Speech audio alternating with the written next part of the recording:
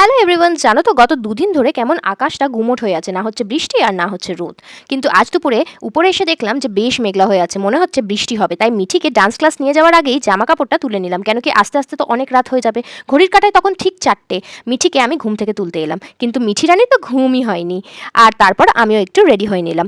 বাড়িতে যেমনই থাকি, কিন্তু বাইরে বেরোলে সাজুগুজু করাটা কিন্তু মাস্ট। নিজে তাড়াতাড়ি রেডি হয়ে মিঠি ম্যাডামকেও রেডি করে নিলাম। সত্যি কথা বলতে মিঠিকে রেডি করা মানে আমার অনেকটা ক্যালোরিজ বার্ন হয়ে যায়। আর ম্যাডামের এখন এত গল্প হয়েছে, পুরোটা টাইম দেখো কত গল্প বলে যাচ্ছে আমায়। যাই হোক, রোজকার মতন আজও আমরা লেট হয়ে গেছি। অলরেডি 5টা বেজে গেছে।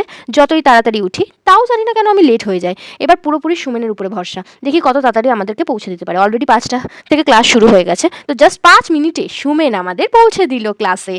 তো শুধু অ্যাটেন্ডেন্সটাই হয়েছিল। মিঠি নাচ করতে খুব ভালোবাসে, স্পেশালি মিঠি ওর নাচের একাডেমিতে আসতে খুব ভালোবাসে। মিঠি যখন জন্মেছিল তখন থেকেই আমি ভেবেছিলাম যে ওকে নাচে দেবো। আবার ভেবেছিলাম যে ও যদি নাচটা ভালো না বাসে, কিন্তু ও নাচটা খুব ভালোবাসে। এটা সময়ের সাথে সাথে ও যত বড় হচ্ছে তত বোঝা যাচ্ছে।